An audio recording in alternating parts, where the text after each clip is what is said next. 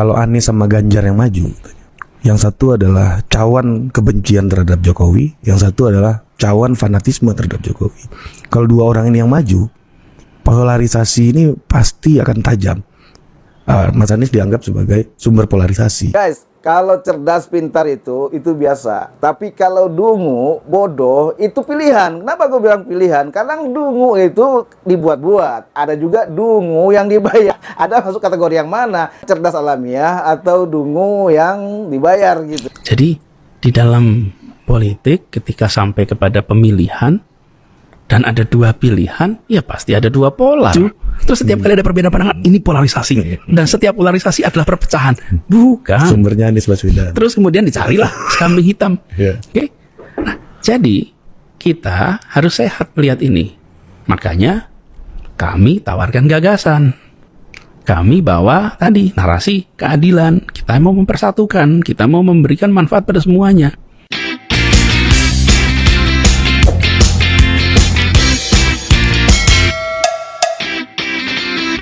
Halo guys, assalamualaikum warahmatullahi wabarakatuh. Sobat Ensam semuanya, apa kabarnya? Semoga para sobat selalu dalam keadaan sehat, waras, berakal, beriman, dan bertakwa. Guys, kali ini kita bahas antara dungu dan waras. Ada istilahnya sumber waras, ada juga sumber dungu guys. Nah, gini bedanya apa? Nah, kita tanya Rocky Gerung ya. Kalau masalah dungu, Rocky Gerung ahlinya itu. Guys, kalau cerdas pintar itu biasa. Tapi kalau dungu, bodoh, itu pilihan. Kenapa gue bilang pilihan? Karena dungu itu dibuat-buat. Ada juga dungu yang dibayar gitu.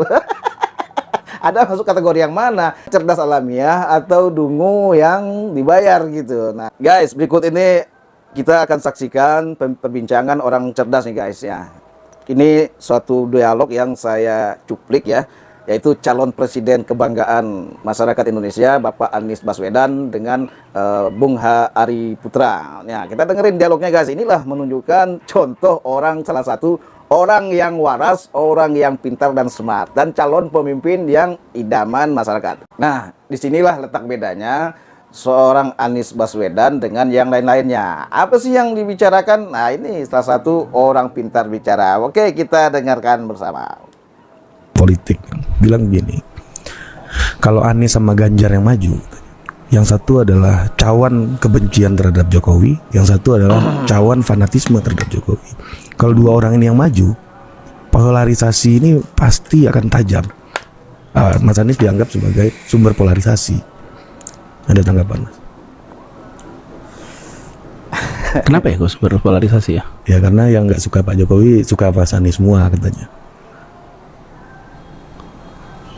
Gini, di dalam setiap pemilihan, apakah itu di Indonesia, apakah itu di negara-negara demokrasi lain, pasti akan terjadi perbedaan pilihan, pasti akan terjadi polarisasi. Pasti. Ketika saya beri contoh, yang saya sebut sebuah negara yang kira-kira orang pada tahu semua, Donald Trump melawan Hillary. Ya terpolarisasi. Ketika Joe Biden melawan Donald Trump, ada polarisasi. Jadi di dalam politik ketika sampai kepada pemilihan dan ada dua pilihan, ya pasti ada dua polar. Yes. Terus kenapa kita jadi takut ada dua polar? Mau diganti siapapun juga akan terjadi begitu kok. Saya rasa ini adalah sebuah kampanye gratis. Terima kasih, nama saya disebut terus. Dulu McCain misalnya memarahi pendukungnya yang menghina Obama di depan umum gitu misalnya. Tapi polarisasi tetap ada. Dan begini, nih ya saya ceritain dikit. Kenapa sih orang kok takut dengan apa yang disebut? Karena seringkali polarisasi disamakan dengan pecah. Itu masalahnya. Kan perpecahan pikiran biasa aja ya harusnya. Dan begini. Ada fasenya, ada polarisasi. Bila polarisasi dibiarkan terus menjadi friksi, lalu friksi jadi konflik. Kalau konflik baru pecah, itu pada fase. Nah, kita ini baru polarisasi, wah yang pecah. Enggak, ini polarisasi, perbedaan pilihan. Ini kita kayak Soviet, kayak Yugoslavia gitu loh mas. Ada contoh nih, apa polarisasi? Memang di kampung-kampung pada berantem apa enggak tuh? yang berantem di virtual semuanya, di WA group kan, di sosmed, di masyarakat biasa-biasa saja. Yang bekerja dengan ini kegiatannya. keren. Terus di mana pecahnya? Nah, jangan sampai kita, alam bawah sadar kita, mengatakan seluruh orang pikiran seragam. Tidak boleh ada perbedaan pandangan. Alam bawah sadar kita bilang begitu. Terus setiap kali ada perbedaan pandangan, ini polarisasi. Dan setiap polarisasi adalah perpecahan. Bukan. Sumbernya Anies Baswedan. Terus kemudian dicarilah kambing hitam. Iya. Oke. Nah, jadi kita harus sehat melihat ini.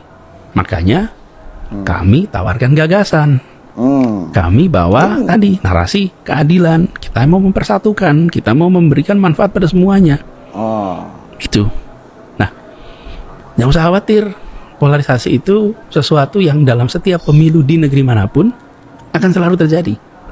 Betul. Yang penting nih, Anies, mantap. siapapun yang nanti terpilih, maka Nah, dia harus membawa kebijakan yang mempersatukan, kebijakan yang memberikan manfaat bagi semua, kebijakan yang tidak diskriminatif, kebijakan yang memberikan kesetaraan kesempatan pada kesemuanya, sehingga efek dari pemilu itu adalah ditetapkannya garis baru pemerintahan, orang baru pemerintahan, bukan hukuman kepada yang memilih.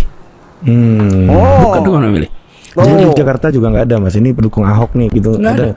Kalau ada misalnya, saya nggak, misalnya gini, cari TPS mana yang tidak menang. Di TPS itu jangan ada pembangunan ini, bangun. Itu nggak boleh. Jadi, ketika di dalam pemilu, orang mengambil pilihan. Setelah dia mengambil pilihan, ada arus baru, kepemimpinan baru, yang dia harus mengambil kebijakan untuk semuanya. Tapi ketika masa pemilunya terjadi perbedaan, ya memang di mana-mana begitu.